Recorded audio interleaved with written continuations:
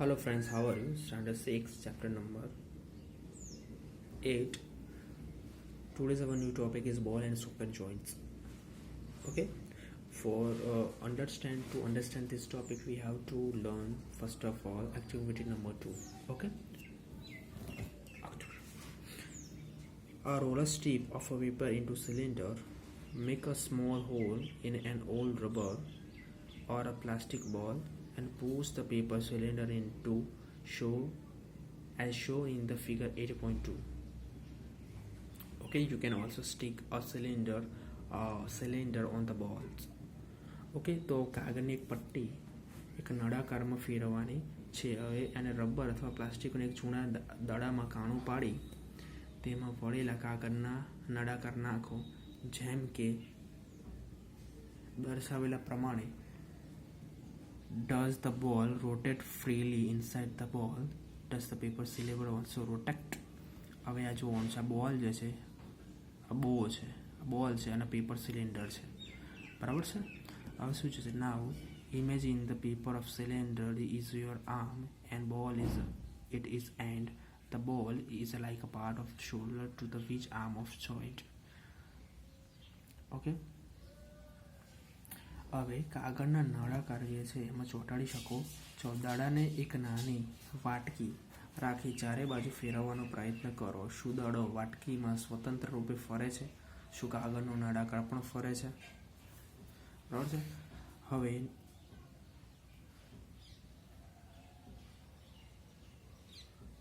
two other bones such as a joint allow movement in the direction. Can you name another such joint? Can you think of recollecting the body movements we are tired and beginning this sections? Okay, તો હવે કલ્પના કરવાની છે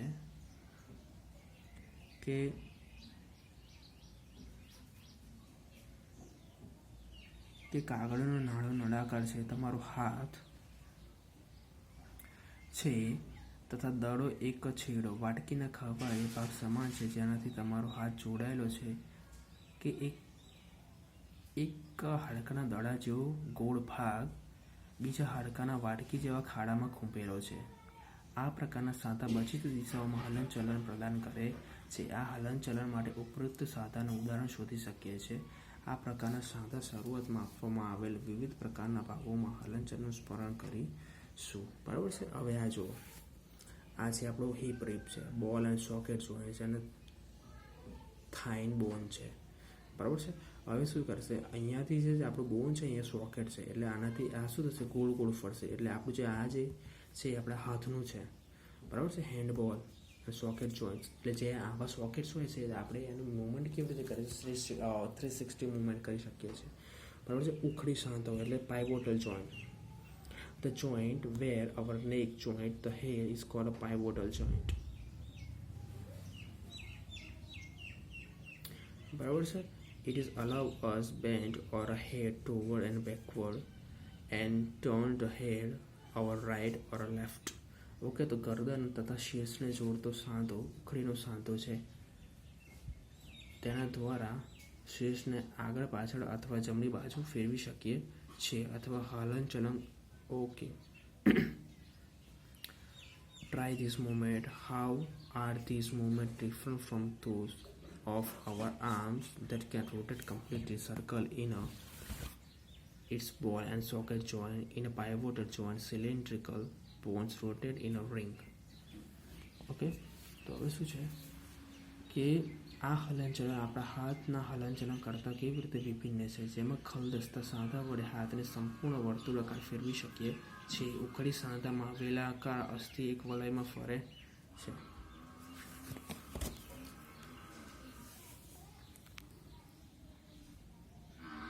hinge joint, that means કે મિજાગરા. Open and close a door a few times. Observe the hinge of the door carefully. The allows door to move back and forth. Okay, તો ઘરના દરવાજાને વારંવાર ખોલો અને બંધ કરો. તેના મિજાગરા હિંજને ધ્યાનપૂર્વક જુઓ, તે દરવાજા આગળ પાછળ ખુલવા દે છે. બરાબર છે. Let us look at the kind of movement allowed by hinge.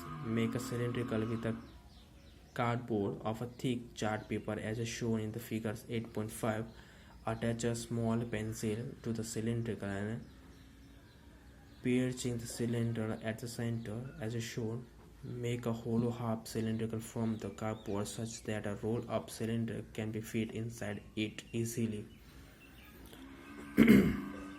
હવે શું કરવું છે? ચાલો મેજાગરાની ગતિ જોવાની છે. હવે એક મોટો કાગળ અથવા કાર્ડબોર્ડનું નળાકાર બનાવવાનું છે, જેવું કે આકૃતિ 8.4માં દર્શાવેલું છે. હવે ચિત્રમાં દર્શાવ્યા મુજબ કાર્ડબોર્ડ અથવા કાગળના નળાકારની મધ્યમાં છિદ્ર બનાવી તેમાં એક પેન્સિલ દાખલ કરો. હવે કાર્ડબોર્ડનો બીજો ટુકડો લઈ એવી રીતે વાળો કે તે અડધું ભૂંગળું બની જાય.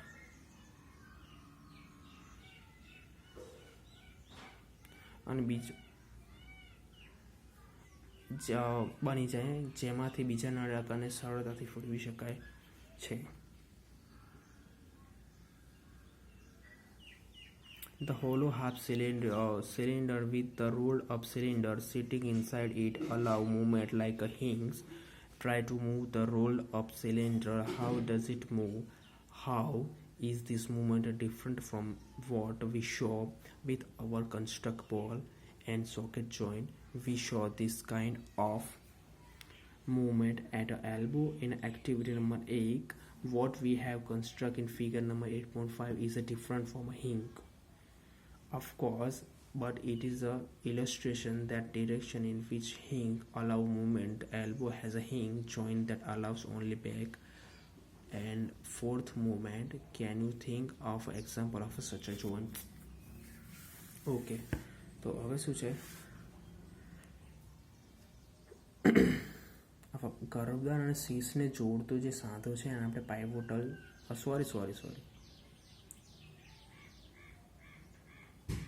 પાઇવોટલ ઇટ્સ ઓકે. ગરદન અને શીર્ષને જે જોડ ઓકે સોરી અહીંયા હવે શું છે કે પૂર્ણ નળાકાર જે છે, હવે એનો સાંધો જે છે એ મીજાગરાની માફિક છે, બરાબર. પેન્સિલ નાખેલા નળાકારને ફેરવવાનો પ્રયત્ન કરો. તો ફેરવવાનો પ્રયત્ન કરીશું તો શું થશે? તે એનામાં હલનચલન થશે, બરાબર છે. હવે જો આવા જ પ્રકારની ગતિ જોતી હતી, બરાબર છે. 8.4માં જે પણ આપણે બનાવેલું હતું તે એક મીજાગરાથી વિભિન્ન છે, પણ તેનાથી એ ખ્યાલ આવે છે કે મીજાગરા એક જ દિશામાં ગતિ કરે છે. કોણીમાં મીજાગરાનો સાંધો આવેલો હોય છે, જેની આગળ અથવા પાછળ એક જ દિશામાં ગતિ થઈ શકે છે, બરાબર છે. શું તમે આવા સાંધાના અન્ય ઉદાહરણ વિચારી શકો છો?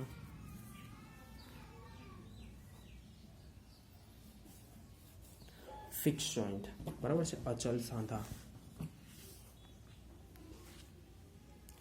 Some joints between bones and our head are different from those that we have discussed so far. Okay, તો આપણા શીર્ષમાં અસ્થિઓની વચ્ચે આવેલા કેટલાક સાંધાઓ એ આપણે અત્યાર સુધી ચર્ચા કરેલા સાંધાઓ કરતાં વિભિન્ન છે. The bones cannot move at this joint. Such a joint are called a fixed joint.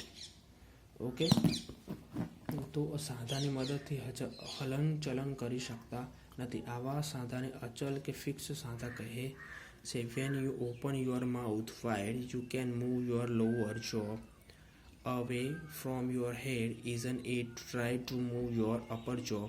Now, are you able to move it? હવે જ્યારે તમારું મુખ ખોલો છો ત્યારે તમે તમારા નીચલા જડબાને છેડાથી દૂર લઈ જાઓ છો. હવે તમે તમારા ઉપલા જડબાને હલાવવાનો પ્રયત્ન કરો છો. શું તમે હલનચલન કરી શક્યા છે? There is a between upper jaw and rest of their head, which is the fixed joint. બરાબર છે. હવે ઉપલા જોડવાને હલાવવાનો પ્રયત્ન કરો તો શું તમે હલનચલન કરાવી શક્યા છે? ઉપલું જડબું તથા ખોપરીના કેટલા અસ્થિ અચલ છે. We discuss only some of their joint connect part of our body. If you wanted to make that a doll, will you make first perhaps a framework to give doll shape before the making outer structure? Isn't it? All the bones in our body also form a framework to shape our body. આપણે તો માત્ર કેટલાક સાંધાઓની ચર્ચા કરી છે. આપણે હાડકાઓ આપણને જે હાડકાઓ જે છે એકબીજા સાથે જોડે છે. આપણા શરીરમાં વિભિન્ન અંગોનો વિકાર આકાર કોણ પ્રદાન કરે છે. If you wanted to make a wall, what will you make first? Perhaps a framework to give a doll shape before making its outer structure, isn't it? All the bones in our body also form a framework to give a shape in our body. Okay, તો હવે તમે એક ઢીંગલી બનાવવા માંગતા હોય તો તમે પહેલાં શું બનાવશો? શક્ય છે કે ઢીંગલીનો આકાર પ્રદાન કરવા માટે તમે એક માળખું તૈયાર કરશો. શું તમે આવું નહીં કરો?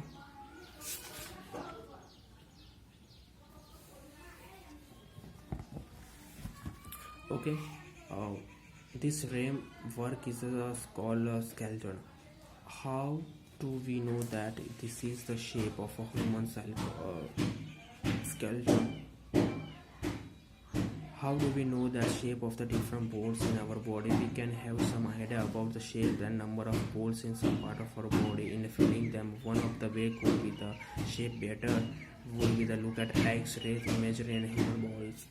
Okay, તો હાડકાઓ શરીરના બધા હાડકાઓ બસ એવી રીતે એક સુંદર આકાર પ્રદાન કરવા માટે એક માળખું તૈયાર કરે છે. હવે આ માળખાને કંકાલ કહે છે. આપણે એવી રીતે ઓળખીએ છીએ કે આ મનુષ્યની કંકાલ આકૃતિ છે. આપણનું શરીરના વિભિન્ન હાડકાઓ આકૃતિની જાણકારી કેવી રીતે પ્રાપ્ત કરી શકીએ છીએ? શરીરના કેટલાક અંગોમાં આવેલા હાડકાં અને તેની સંખ્યા તેમજ આકાર વિશે આપણે ખ્યાલ આવે છે જ્યારે આપણે અનુભવ કરીએ છીએ કે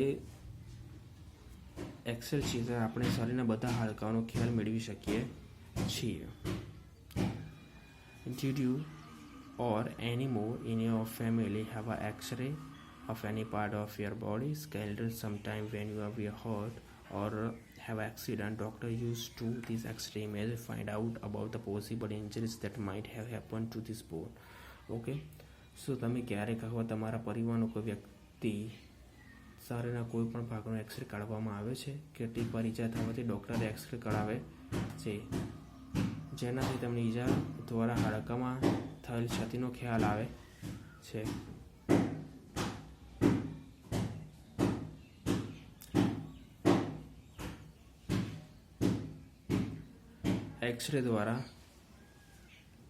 X-ray show the shape of the bones in our bodies. Okay, તો એક્સરે દ્વારા આપણા શરીરના હાડકાનો આકારનો ખ્યાલ આવે છે. Feel the bones in our forearms, upper arms અને lower arms, legs. Try to find number of bone of each part. Similarly feel the bones of ankles, knee, joints and compare this with x-ray image.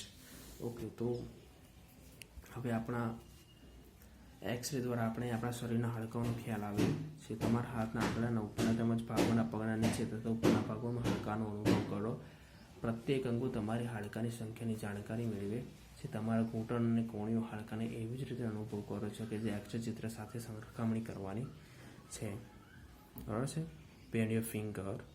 Are you able to band them every point? How many pons does middle finger does have? Feel back of your palms. It seems to be have many bones, isn't it? Is your wrist flexible? It is made up of several small bones like the carpals. What will happen if it has only one bone? Okay, તો શું છે કે તમે તમારી આંગળીઓ વાળવાની છે. શું તમે તેને પ્રત્યેક સાંધાના મૂળ સુધી વાળી શકો છો? તમારી મધ્યમાં આંગળીના કેટલા હાડકાં છે? તમારી હથેળીના પાછળની ભાગને સ્પર્શ કરવા અનુભવ કરો છો? તેમાં અનેક હાડકાં હોય છે. શું તમારું કાંડું લચીલું છે? તે અનેક નાના અસ્થિઓનું બનેલું છે. તેમાં એક જ હાડકું આવેલું હોત તો શું થાત? ઓકે, આપણી જે આંગળી છે, બરાબર છે, 1 2 અને 3, 1 2 અને 3, 1 2 3, બરાબર છે. તો આપણે ધ્યાન રાખીએ તો અહીંયા તમને દેખાય છે મિડલ ફિંગર. તો આ જે બોન્સ છે ને, આ બોન્સ 1 2 3 4, આ બોન્સ ફ્લેક્સિબલ હોય છે. આ બોન્સ છે એટલા બધા ફ્લેક્સિબલ હોતા નથી, બરાબર છે, કારણ કે એ ફ્લેક્સિબલ થતા નથી એટલા બધા આ જેટલા હોય છે. એ જ રીતે આ બોન્સ છે અમુક જે 360, આ જે શોલ્ડર જ્યાં છે અહીંયા જે સોકેટ આવેલું છે 360નું રોટેશન ધરાવે છે. આ પણ કેવું છે પણ આનું જે રોટેશન છે 360નું રોટેશન નથી, ઉપર નીચે જ થઈ શકે છે. બરાબર છે. ડોગ જે છે એ 360 ડિગ્રીનું રોટેશન ધરાવતું નથી. બરાબર છે.